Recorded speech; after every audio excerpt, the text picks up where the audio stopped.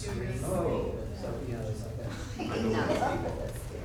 There's a point where it's good, but when it's in and out, it's hard. Well, I better. But, you know, reading this is fine. I can see a lot of ways to do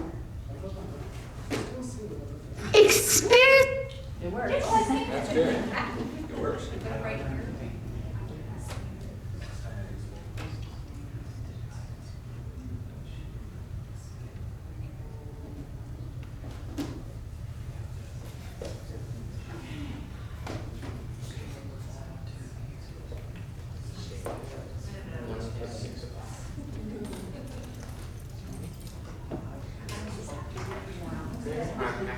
Anybody from the charters, I wonder? Okay. All right. I will call our meeting to order this evening. I want to welcome the members of the public who are here and our staff.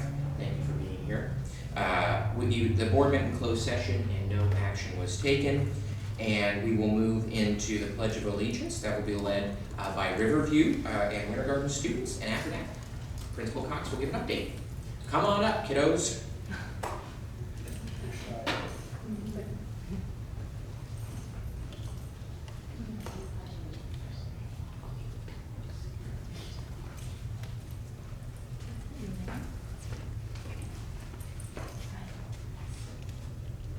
Ready? Hand over your heart. Ready? Begin. I pledge allegiance to the flag of the United States of America and to the republic for which it stands, one nation, under God, indivisible, with liberty and justice for all.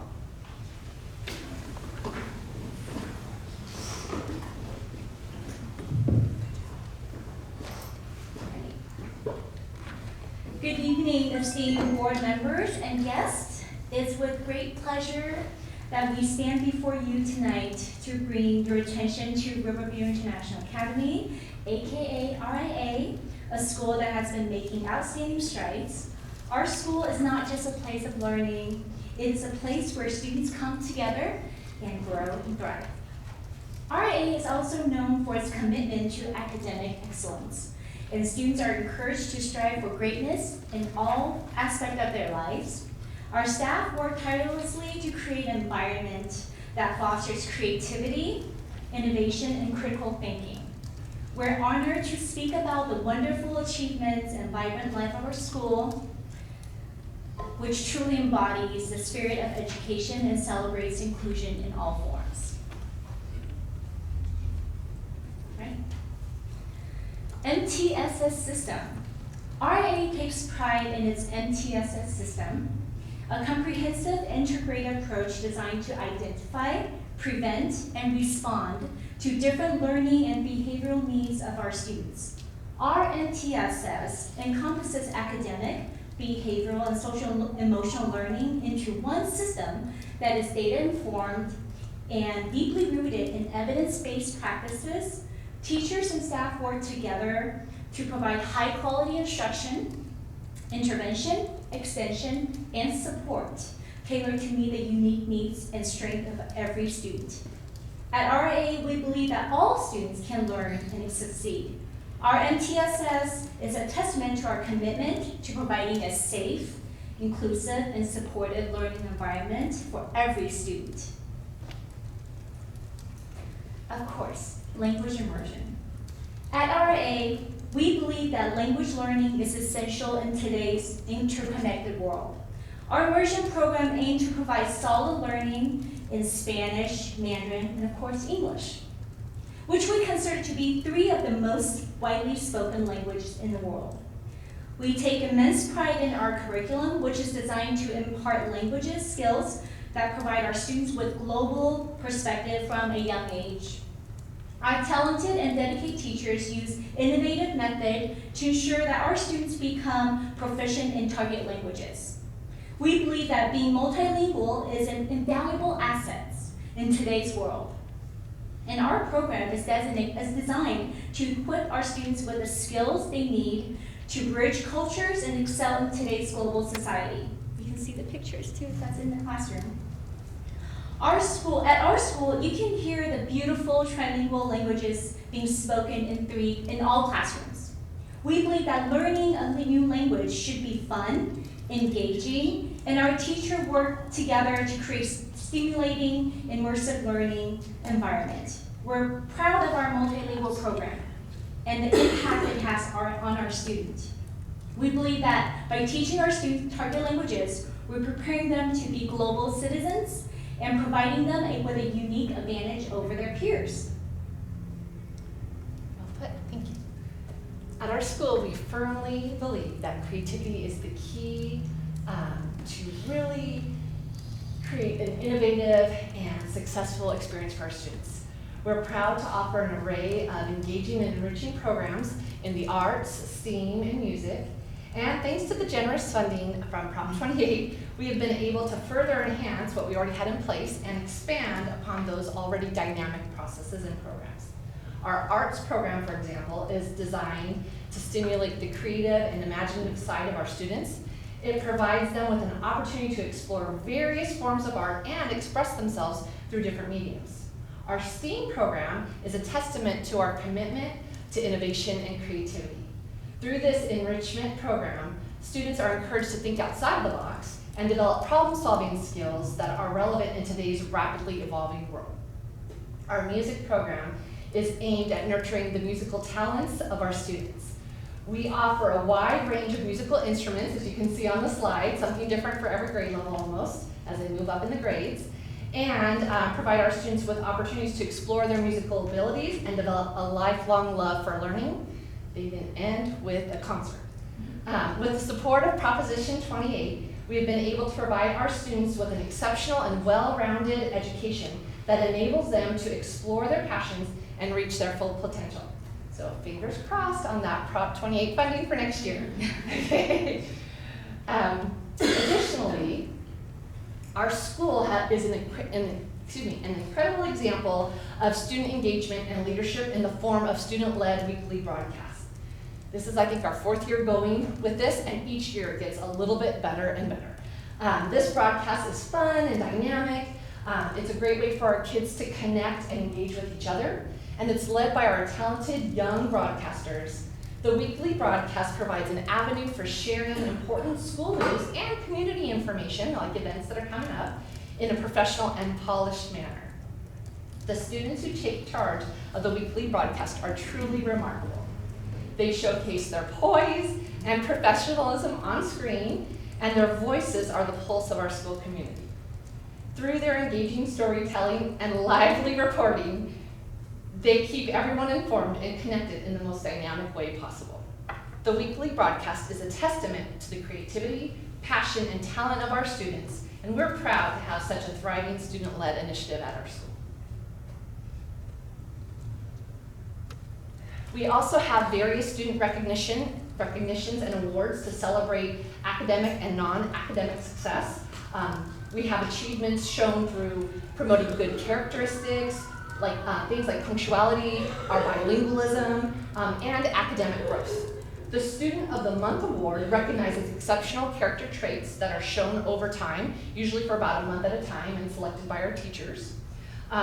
Our Here on Time Award, or Hot Award, recognizes our regular attendance, which is our district-wide focus as well. And our kids are so excited to get the banners hung in front of their windows every couple weeks.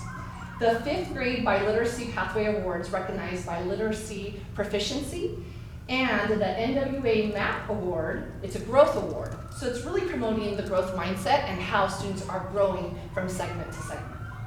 At Riverview, we really believe in creating a positive and supportive learning environment that promotes student success and well-being through recognition and appreciation. All right. Of course, our RIAP TSA community, the bond between our school and families is reinforced by an active and passionate PTSA. Our dedicated parents come together to support school programs, fundraise, and advocate for continuous improvement. It is a spirit of partnership and collective commitment that makes Riverview International Academy not just a school, but a family. In closing, Riverview International Academy not only excels in academics, but also provides an encouraging environment that fosters continuous growth and development. We would like to express our sincere appreciation to all those who have supported our mission, and we invite you to join us as we continue to shape the young minds of tomorrow and undoubtedly become the leaders of future. So thank you all for your continued support and belief in what we do. And next Saturday is our well-known international fair, our annual international fair. And here's a short video clip of the highlight the special event. Experience the world in a day right here in Lakeside. Join us at Riverview International Academy for our spectacular International Fair. Saturday, April 20th from 9 a.m. to 2 p.m. The International Fair is a celebration where education and community come together. You'll enjoy student performances and immerse yourself in cultures from around the world. We've all been working hard to make sure we're ready to impress you on the big day. There will be plenty of parking at Lemoncrest Elementary where you can take a shuttle to the fair. Riverview International Academy, where we're becoming the global leaders of tomorrow. I'll see you at the International Fair.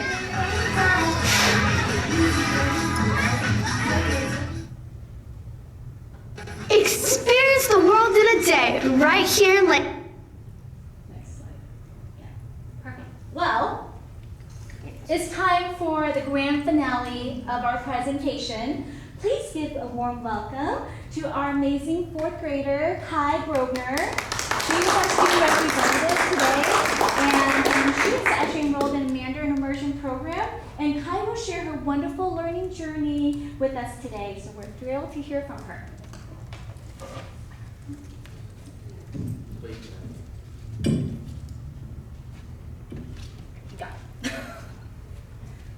Hello, my name is Kaigalani Grosvenor, and I'm a fourth grader at Riverview International Academy. Riverview International Academy teaches 3 languages: Chinese, Spanish, and English. What I love about this is even if you're in the Mandarin immersion, you still learn Spanish. You would only have 1 Spanish class per week, but it's worth it. STEAM is really fun. I have STEAM every other week, and those every other weeks are my favorite weeks. Sometimes we do art, other times it's science. One time we used a microscope to look at a flower up close. I have a music class every Tuesday. I get to play the ukulele this year. It's so fun. You get to learn songs like Mary Had a Little Lamb, Hot Cross Buns, and my teacher even taught me Thunder by Imagine Dragons. The PTSA holds a lot of events, such as Jogathon and International Fair. In Jogathon, you can run as fast as you can and get t-shirts. Well, not you. I do. At International Fair, you watch some kids perform and learn about different cultures like China and, well, Mexico. And then the best thing ever is you get to eat. Bye-bye. Thank you so much. Thank you so much. Great job. And that concludes our presentation today, so thank you. And any questions, we're here to answer. Any questions? No, Well, the international fair. Kai, I mean, that was amazing. Great job. And you all get parking passes. I just have a comment.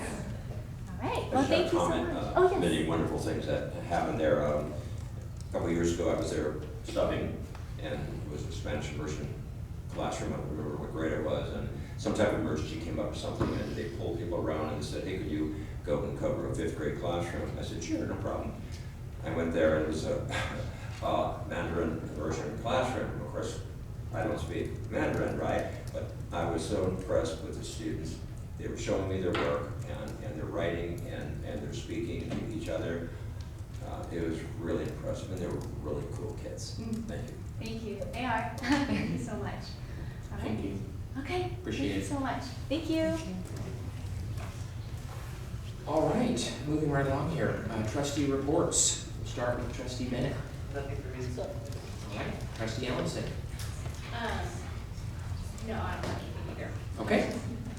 Trustee Casper. Just Just a reminder, the Western Days Parade is coming up real soon, and we hope to see you there. And also the rodeo, there's a lot of volunteer opportunities. You can go to the chamber, they just put something on, they need a lot of volunteers to participate in that, and hopefully I can do that, and that should be a lot of fun. And they're always great family events. Thanks. Vice President Overmoyer. Okay. All I'm gonna say is I'm looking forward to the rodeo and doing my dual duty like I do every year, run the division, then hop on one of the trucks that takes the kids, so I'm looking forward to it. That'll be a lot of fun. All right, moving here to a presentation from our Ed Services Coordinator, Michelle Perkins. Come on up. It's your time.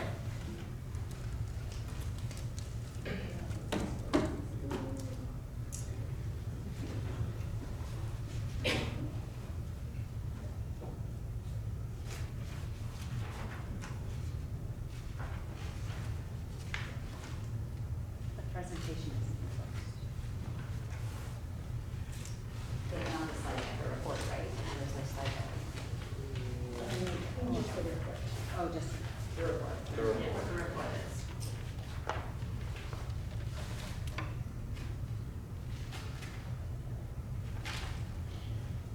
Okay. So thank you so much for having me here this evening. For approximately the past 18 months, a team of teachers across our district has been engaged in a history, social studies, materials pilot.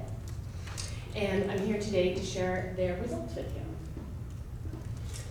So setting the context, so it's been nearly a decade since the last history, social studies adoption, and it's been over 8 years since the California's adopted the new history, social studies framework. And so our teachers have been left to really create their own materials, use outdated materials, and they are brilliant, amazing teachers, but that's not how we want them spending their time. We really want to adopt a vetted, high-quality curriculum that promises consistent quality, adherence to educational standards, and access to pedagogically sound resources. This will allow our teachers to focus on teaching students rather than generating materials. So our goals, when the team convened, we thought about what are our goals for this pilot? And we really landed on that we want to move away from that textbook. If you think about your history, social studies experience in school, you probably had a big textbook and you read from that, and that was your history instruction, maybe some lectures from your teacher as well. And materials now are much more engaging, and so we wanted to have materials that moved away from that standard textbook model. We also sought materials that focused on active critical engagement, hands-on learning through projects and simulations, and an opportunity to center and cater to all of our diverse learners. So as I mentioned, this started about 18 months ago. In the fall of 2022, the district office started the pilot planning process. So what this involved was connecting with our county office representatives and reviewing the state adopted curriculum. There's about 8 options on the California list. And so what I did was I worked with Matt Hayes from the county office to whittle that list down to ones that were the highest quality so that I didn't bring 8 to our teachers. Then we started teacher recruitment. So we, in our Ed Services update, as well as targeted recruitment, because we wanted to have diverse representation on our pilot committee. In winter 23, we had our initial pilot committee meeting where we looked at the preliminary options. So teachers had a set of options to choose from. And then from there, they selected 2 that they would like to pilot in their classroom. In the spring of 23, we brought out the publishers who trained our teachers in that first pilot materials. Teachers had an opportunity to pilot the curriculum in their class for up to 2 months. During that time, they had a representative from the curriculum provider that provided ongoing support and assistance. I also connected with the teachers to provide feedback and troubleshoot so that we knew that when they were evaluating the curriculum, they were evaluating it based on the contents and the usability and not just a hiccup that they were experiencing. Then we repeated the process in the fall, where we had the publisher come out for that second materials, and they implemented in their classroom. And then in the winter, we reconvened for a formal recommendation. So our 6-8 team piloted TCI History Alive and McGraw-Hill 6th through 8th history.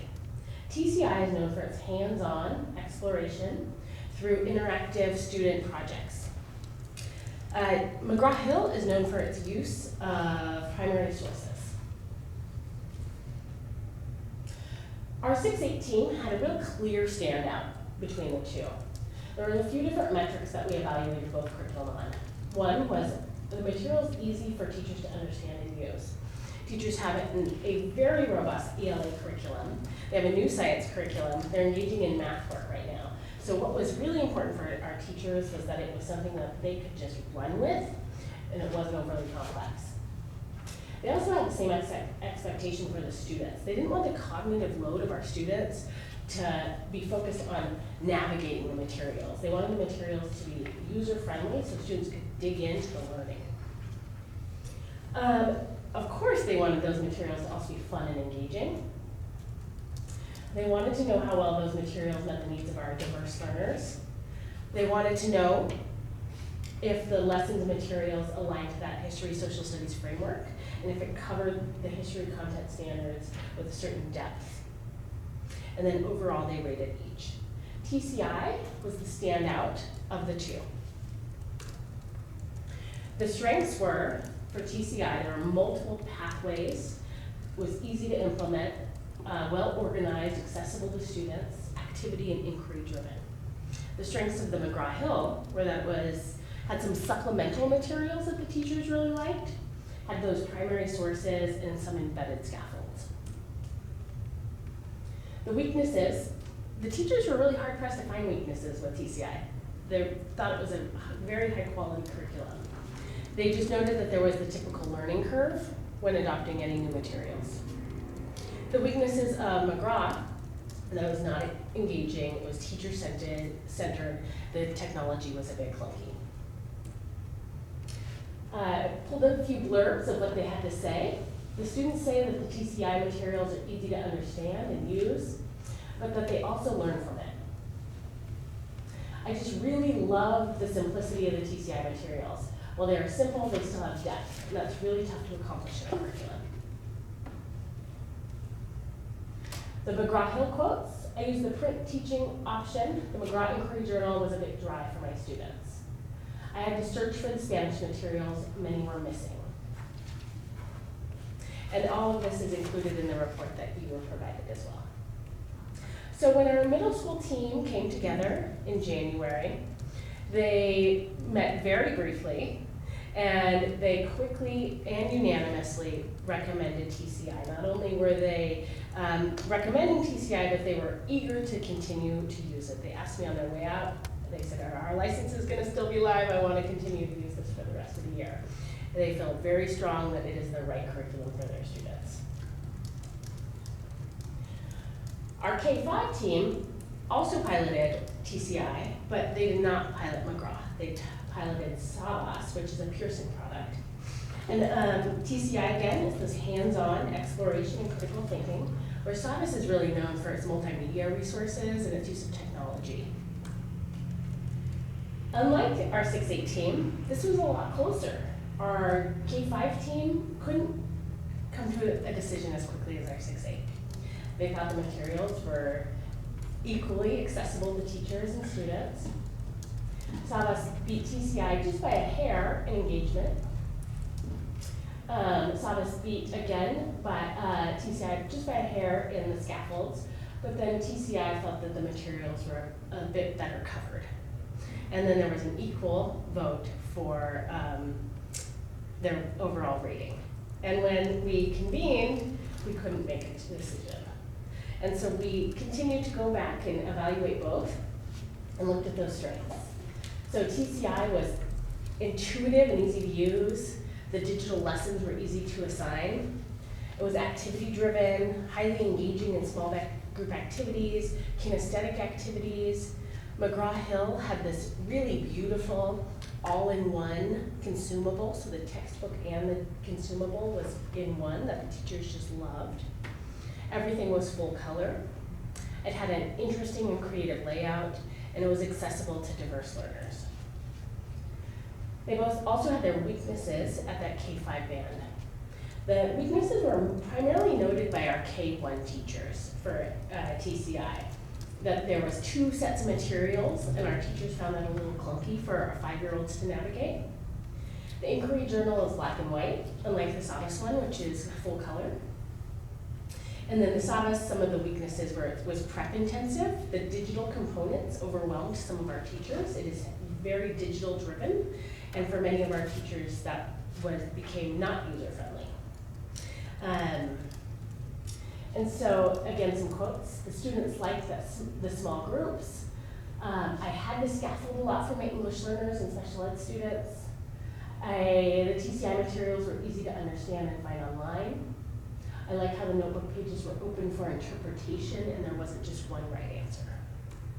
And then with SAVAS, the physical workbook was easy to use. It was graphically pleasing. It was writing heavy. I don't know if that was a plus or a negative. The lessons were well designed and spiraled. So we came together.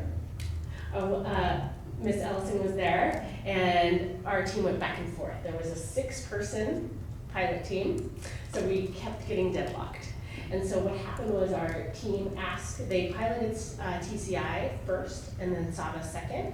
And so they actually requested to revisit TCI so that they could have a fresh head-to-head comparison. Some of our teachers piloted both lessons, so they would do the same lesson from each curriculum so that they could have a real clear understanding. I was just really blown away by the level of professionalism of our educators in making this decision. So we came back together and we still could not make that decision.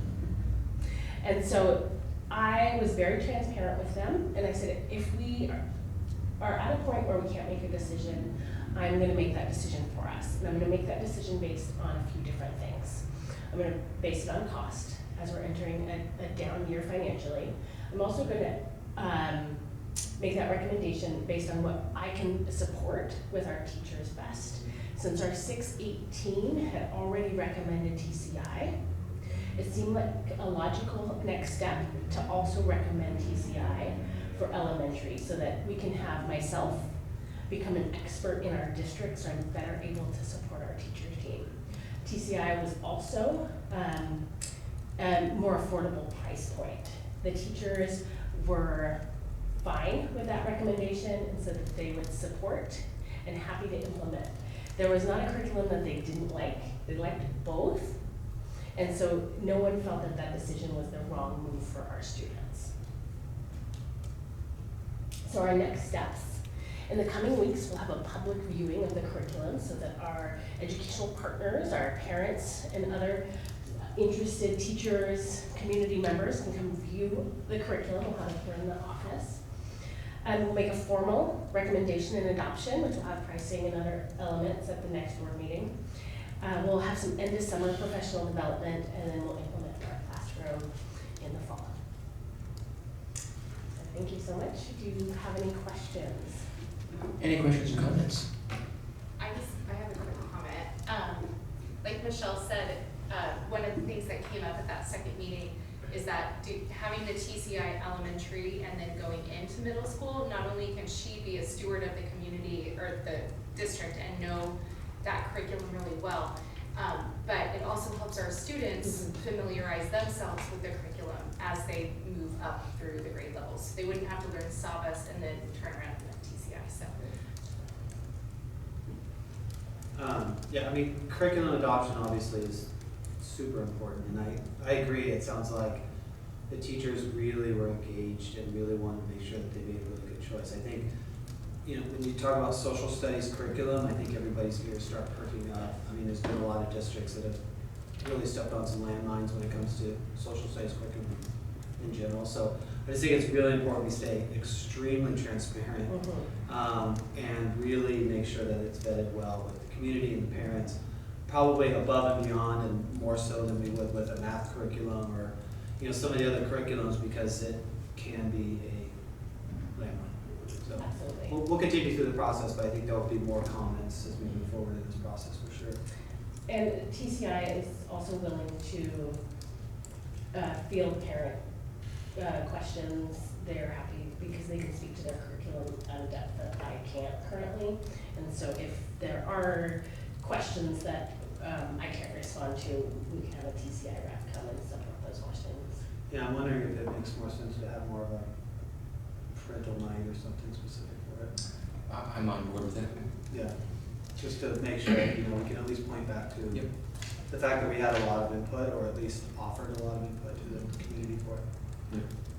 Yeah, and I will have my own questions as well, just because I'm in agreement that this is one of those things where we need to be really careful as we move forward, because there's a lot of hot button issues because we haven't addressed this in 10 years. I mean, the books have been the same since I was in our schools. Yes. So I know they are, because when I go and visit, they're the same. But we have to make sure that we're meeting the needs of the community, and we're making sure that our parents are because throughout this, full transparency, throughout this process, a lot of parents have reached out to me personally on some of the subjects that are in there, and so I want to make sure that we're being thoughtful as we move forward here, because I think that while the state requires a lot of different things, our community also expects certain things from our schools. Well, and I think same thing with that, it's just informing, because I think some of the comments I've received as well aren't really related to things, So they bring up this stuff, it's like, okay, we're not going there with it. But if we can inform them of really what's in there, and if there are issues, then we can address them if they come up. So. And I also understand, right, in some of our, what we do is we also teach to specific standards. We don't necessarily do, all that, all the stuff. So while we adopt a piece of curriculum, we, we may not focus on certain units, et cetera, and that's part of our alignment work, I would think. I don't know, that's part of the question for Ron. No, it's true. Sorry. It's for Natalie. Or Natalie or Rhonda question, but. Any curriculum that we adopt has to be content standard aligned, and then it also has to be California state approved through the goals that California has out too. So this curriculum would follow both of those. They'll both check both of those boxes. But I hear you, we'll make it happen. And Michelle, when can we see it? So I can give you all a username and password. However, those can't be distributed widely because of the proprietary elements of it. So I can get that to you by the end of the week. Okay. So you can access it online. I also have some hard copies in my office. If you would rather see a hard copy. I would love an online. Okay. I would love to. I've done this before. I've perused all our other stuff before, so I would like to do that again. That would Yes. be very helpful. Yes. We might learn something. Well, when we did the last adoption we did was this K-6 science adoption, and I sat in that room for quite a while and just read through it and looked at it because a lot of parents were concerned, and I looked through it and I said, it's literally science. It's fine, So I think we just need to certainly engage with parents, and we'll have more conversation. Okay. I'll get you those access passwords tomorrow. That'd be helpful. Thank you, appreciate it. Thank you. Thank you for your work on this. When we went, there was one of the curriculum meetings was at Lindo Park. Yes. And I forget, was that TCI or, yeah, and the presenter kind of front-loaded the staff with some of those tricky words or word changes that might be concerning to community members or teachers. And so I wonder if they have a document or some sort of thing like that too, where they can kind of say, hey, we've changed. I think this one had to do with the way that they refer to Native Americans or something like that. There was something there, but I thought that was useful because, if we can present that as well, it can kind of, that might be good for the community. And then my other question is, would the principals receive something to put in their newsletters, just so we are putting it out there to the parents, like, hey, it's here? Is that something that automatically happens? I don't know. Yes, so what we will do next is we will put together a letter essentially to the community, and we'll send it out through Infinite Campus to all of our families and say that we have the curriculum available to be viewed here at the district office. So when we did science, just like what Andrew was saying, we had it all in the front conference room, and then we had people sign in so we knew who came, and then we also had like comment cards. So if people had comments or questions, we could look at the cards and then follow up with them if maybe they had a question, or just, some of them were just comments, so we didn't have to follow up. And then we're also talking about a way to also make it what we can make available online. So we can't give them the username, we can't give the community the usernames and passwords that we can give you, but there are some things that can be accessed online. So for families maybe that don't want to come look at it here, we're working to see what we can provide them to look at online, and then provide us with input. And then based on all of that, we would then move towards adopting the curriculum in our next meeting. So, for example, in science, we had lots of positive comments. Anybody that had any issue with what they saw, and so while there were no issues, we moved forward the following month with adoption. So we can take it, we can play by ear on this one depending on what comes out. Yeah, have we ever posted to the website anything like this before? Like where we've had like, oh hey, you can review, access the curriculum on the website. Yeah, we could do a banner. We can have a temporary banner so that when everybody gets on our website, the first thing they'll see is a banner that says, if you're interested in previewing the recommended adoption for history, social science, click here, or they can bypass it. So we could do something. Yeah, like I said, we have to be really transparent, overly transparent. I agree, 100%. Just because of all the, you know, it's the conversations the community wants to have. So, okay, are we all complete so that you can not have the Thank you so much. Thank you. Thank you, Michelle. I know you don't feel well. Thank you for coming and doing this. Yes, thank you for doing that. Now rest. Thank you for having me. Okay, well, Lisa, do we have any other comments?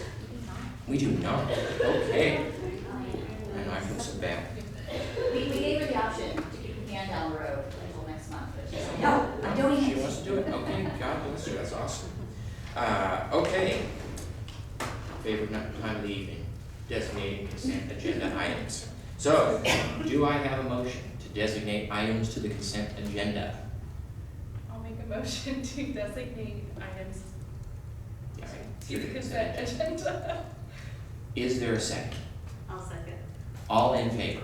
Aye. Okay. Is there any items that you would like to pull?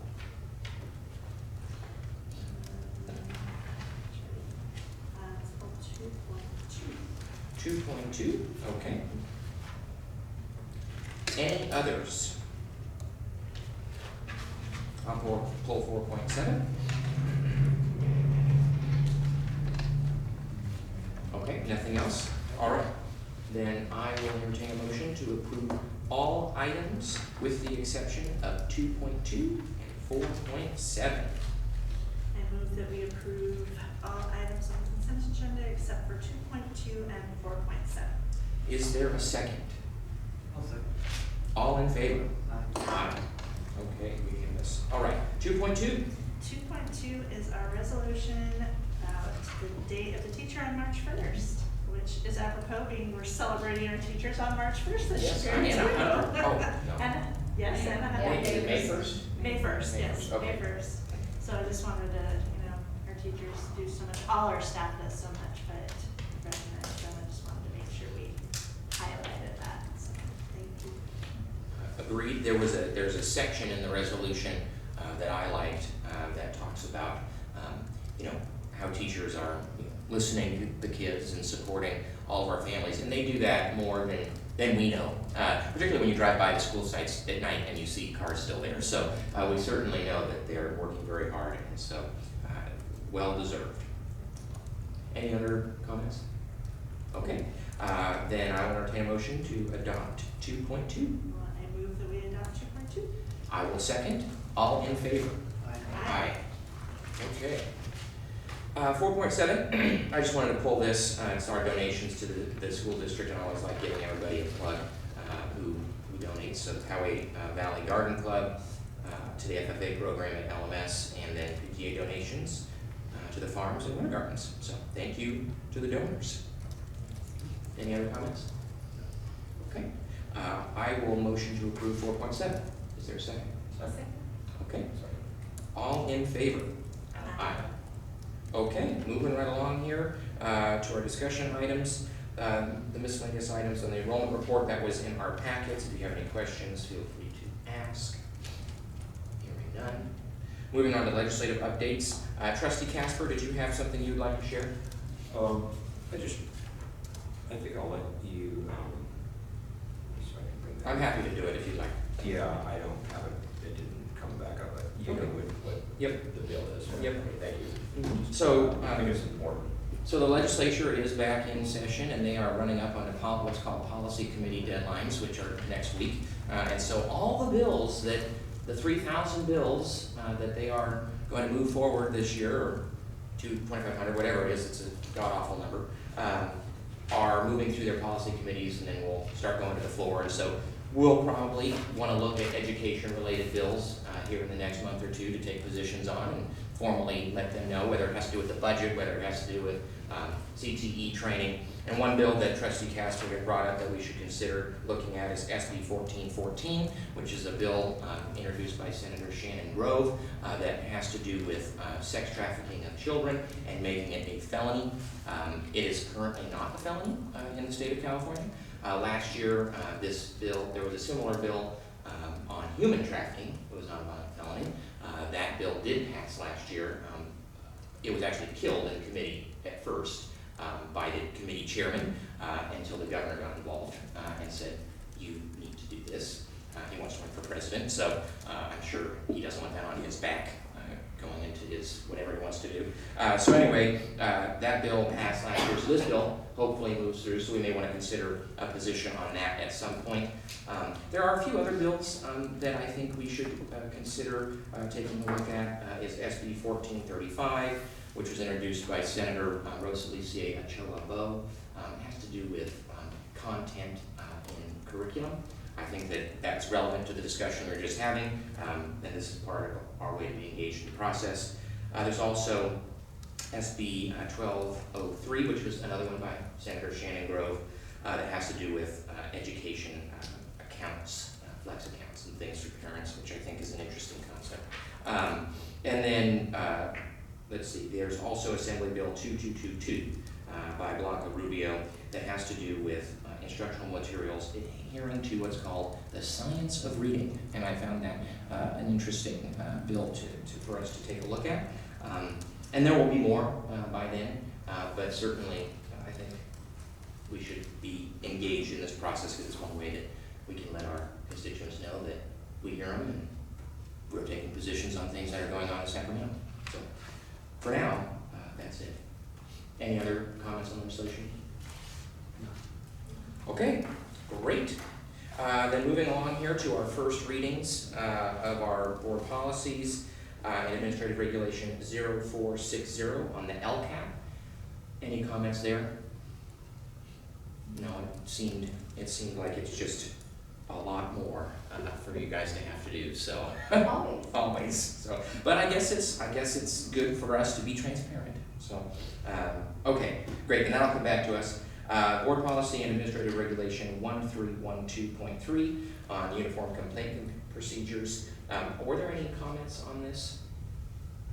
The only comment I will make at this point is that the bill that created some of these changes, AB 1078, is wrought with challenges in my perspective. Now, it was passed and all that other stuff, but I'm going to dive into it just a little bit more because 1078 impacts other things that we do, and the stuff that I may not like about it may not impact this. So I just want to make sure that before we move forward, we can, I want to understand what we're doing with it. Yeah, I want it for a second reading.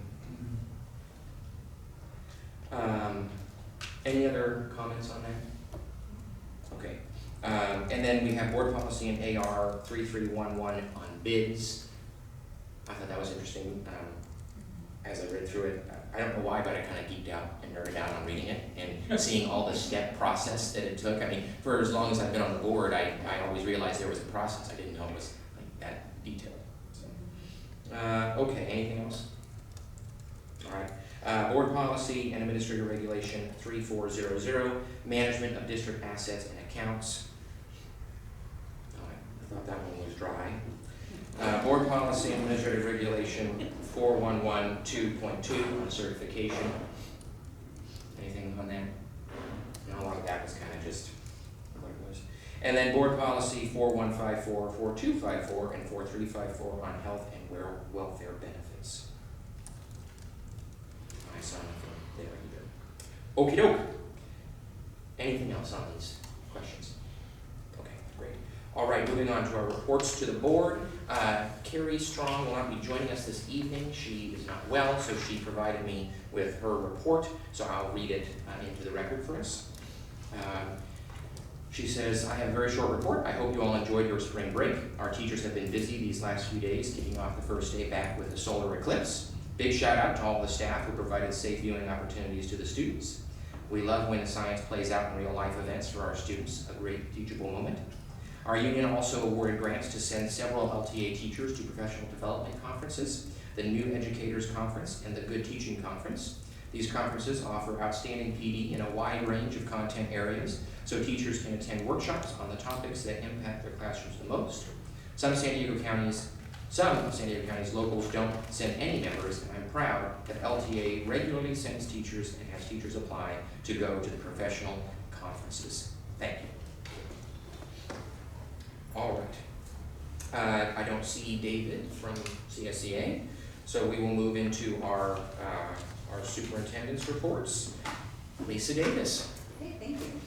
I have some things to report out from each of our departments. For business, our spring audit is coming up. It'll be the week of April 29th, so it'll be that whole week.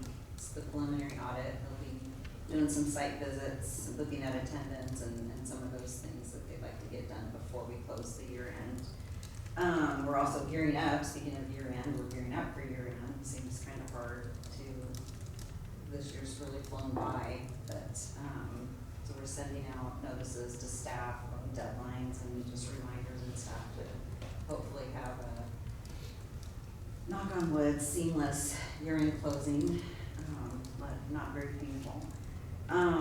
We are right in the mix of our 24-25 proposed budget meetings with all of the sites and departments, just going over preliminarily, even though we don't have final numbers of what our, after we revise and stuff, we like to get that preliminary talking meetings with the different departments and sites on what it is we're looking at. Have sent preliminary enrollment projections to principals just to kind of wrap their head around what next year may look like and give us input on things that we may or may not know off of those. Sending out that, is it this week? That's going out? That's tomorrow. The intent, I think it's the first time we sent out a survey to parents on just the intent to return, so that'll help with our projections and what school site they may or may not be choosing to go to and what middle school they want to go to. So just anything that'll help us with our projections and staffing, we're really trying to be proactive on. Our maintenance and operation and transportation department, today went out to bid for security fencing at Tierra del Sol. So it'll be just the front to secure the front of the office. Right now, you know, it's very open. So there'll be security fencing along that front to make that campus a lot more safer, not have those classrooms open right out to the front parking lot. Okay, I was kind of wondering what area you're talking about. It's just that front area there to make it a more secure campus. So that bid went out, and then the ESS buildings that we're buying through our ELOC dollars. 2 buildings, one at Lakeside Farms and one at Lakeview. And so those bids went out today. Monday kicked off the technology building. Yay! Construction, so they're gearing up, I think, next week.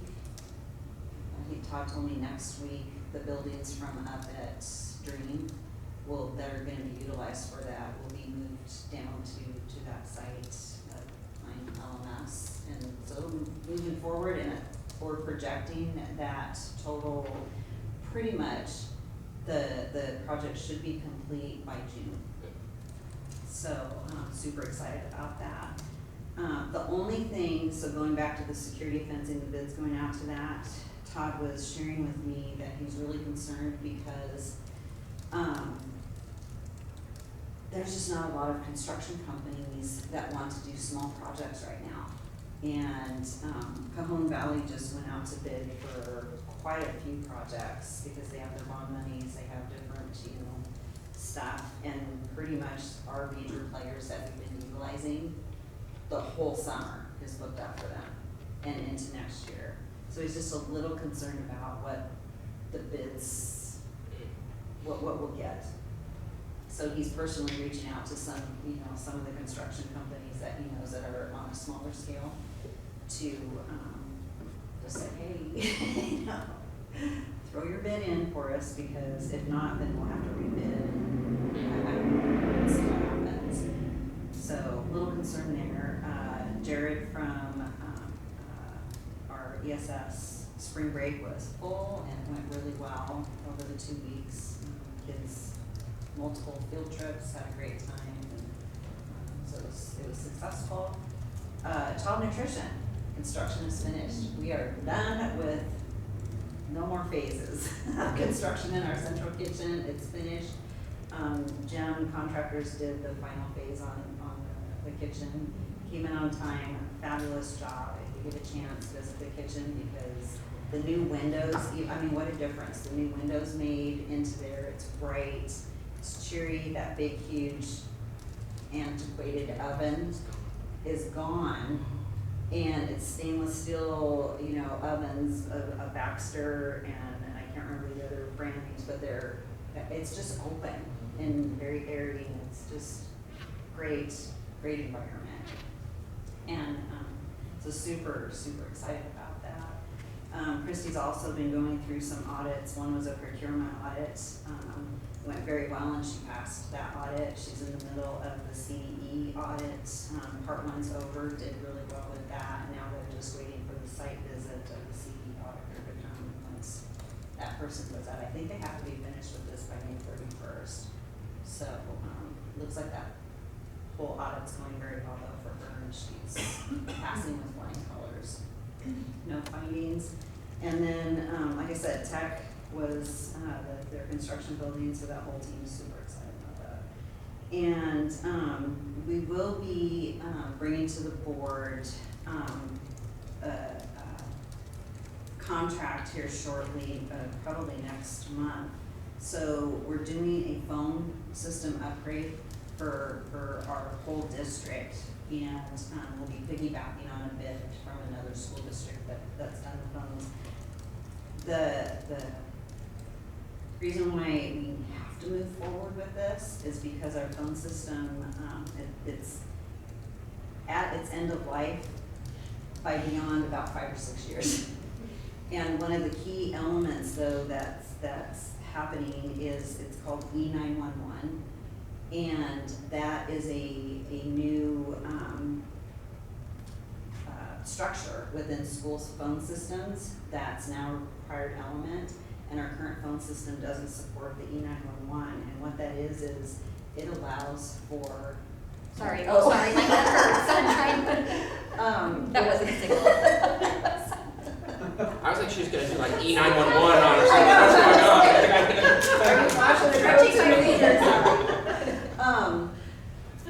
When say a teacher is something is happening in their classroom, the E911 directly goes to our authorities and alerts them to, and it pinpoints exactly what room that the instance is happening, and they will go directly, like most of the times they will go through the front office or whatever and say, hey, we're here. But if in certain instances they can't do that, they know exactly what room to go to.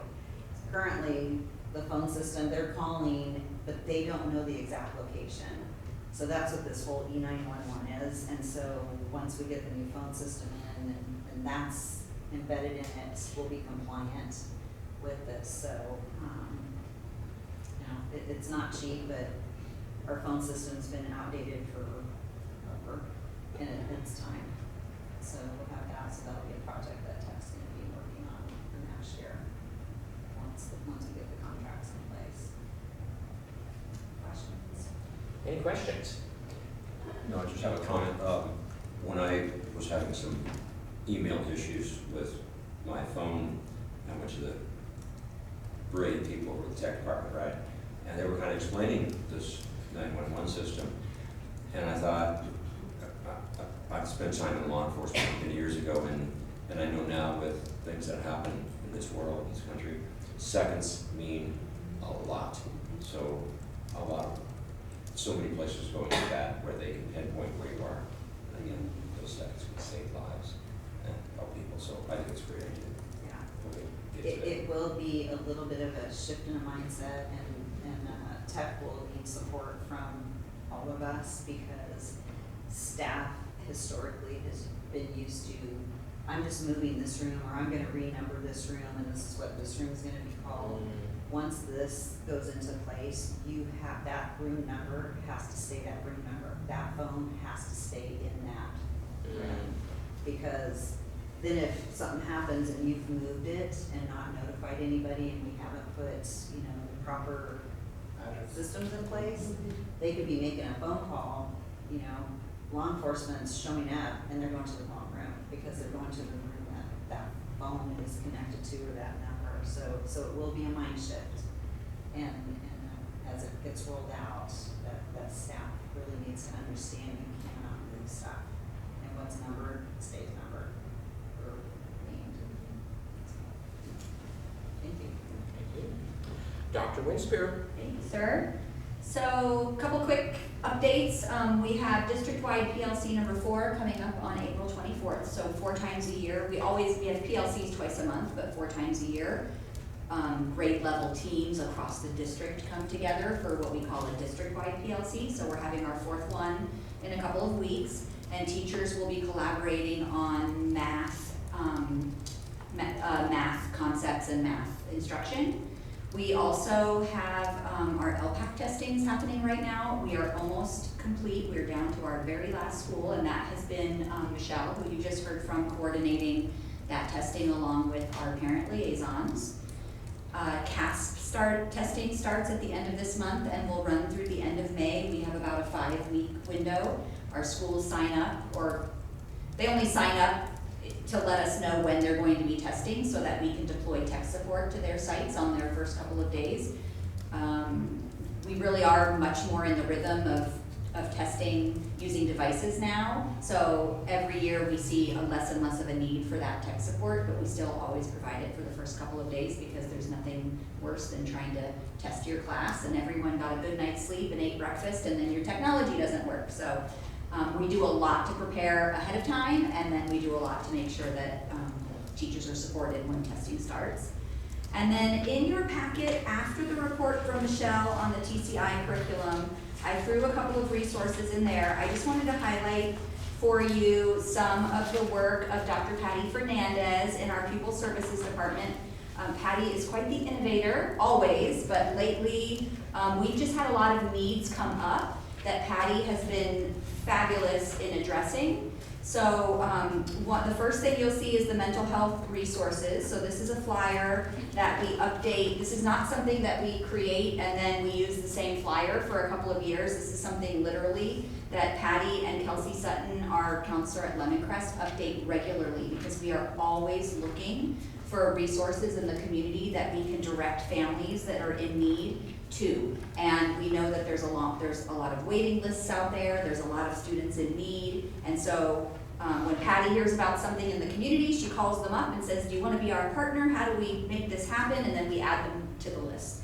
So this is a very dynamic thing that we provide for families, and our counselors use it to try to direct them to exactly the resources that will help them in the situation that they're faced with. The next flyer is an overview of the work that we have done this year on human trafficking. So we've really been trying to up the knowledge base of our educators on the human trafficking issue. So in January, our school counselors were trained from the kind of the school counselor perspective. So what are the signs to be looking for? What are the resources that we have available?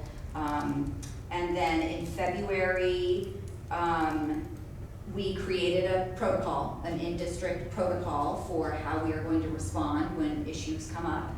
Then in March, we did training for our principals and managers on just awareness of human trafficking, so a training more geared towards them, but also what are the signs to look for, what are the red flags.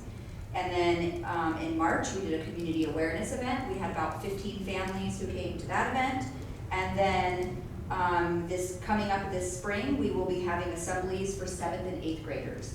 And that is in response to Ed Code, at the top you see Ed Code 51934 and 51950. We're now required to discuss this topic with 7th and 8th graders. So we're going to be having an assembly, and we're working with an agency that has put together almost like a play that uses students. So it's really kind of accessible and is meaningful to our students to see like a real life play of actually a real situation that happened in San Diego that they turned into a play for our students.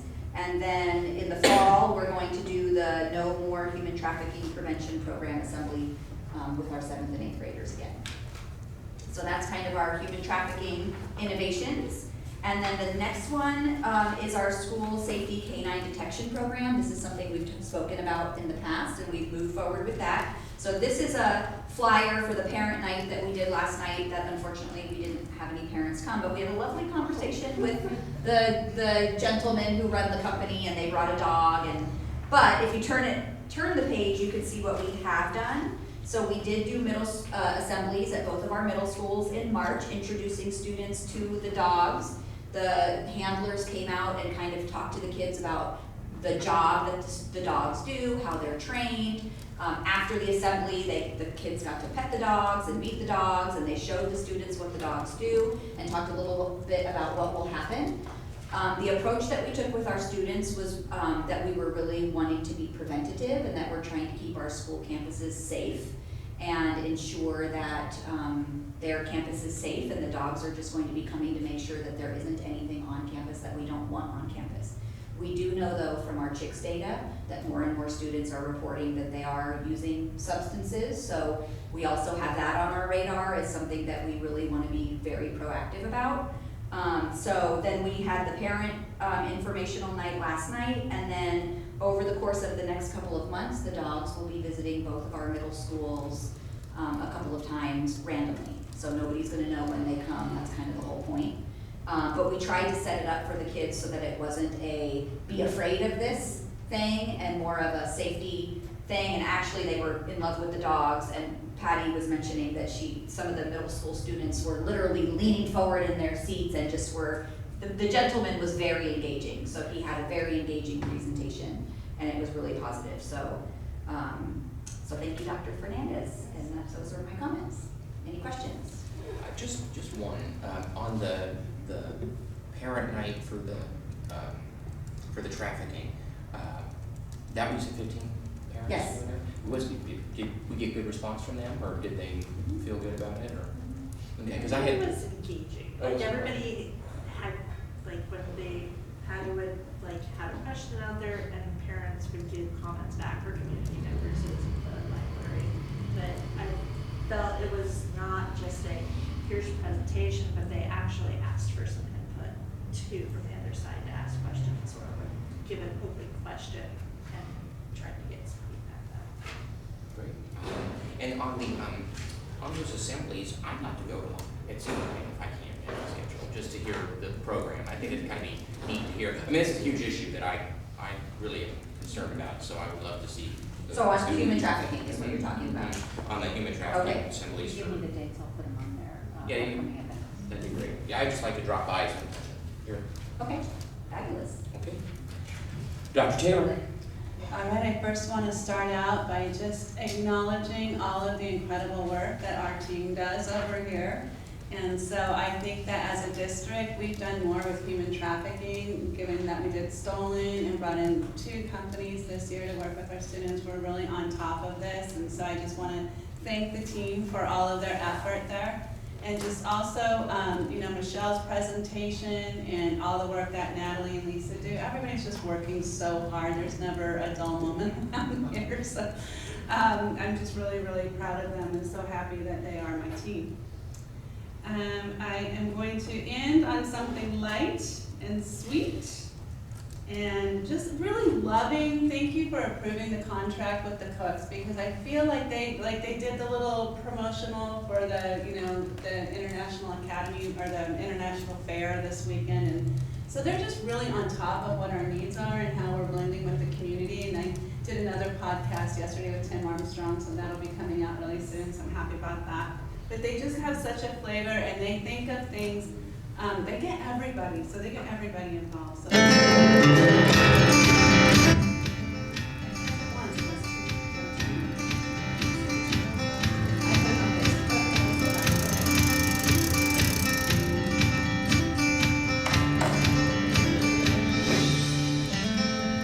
Our schools in Lakeside Union School District are great places to learn, but it's not just because of the teachers or the books. It's also thanks to our maintenance team. These hardworking people are very important to our schools.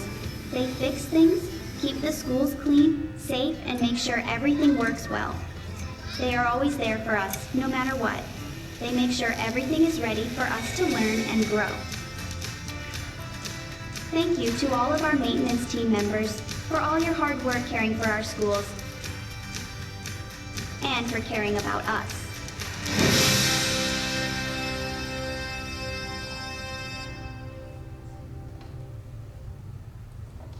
So it's just a real fun way to acknowledge all of our teams out there that are doing all the work that make us wonderful, right? So, yay, that's it. Okay. Is there anything else for us this evening, colleagues? Okay, meeting's adjourned. I need everyone's signature on. Excellent. And Lisa, I promise you I'll be by in the morning with money. Sure.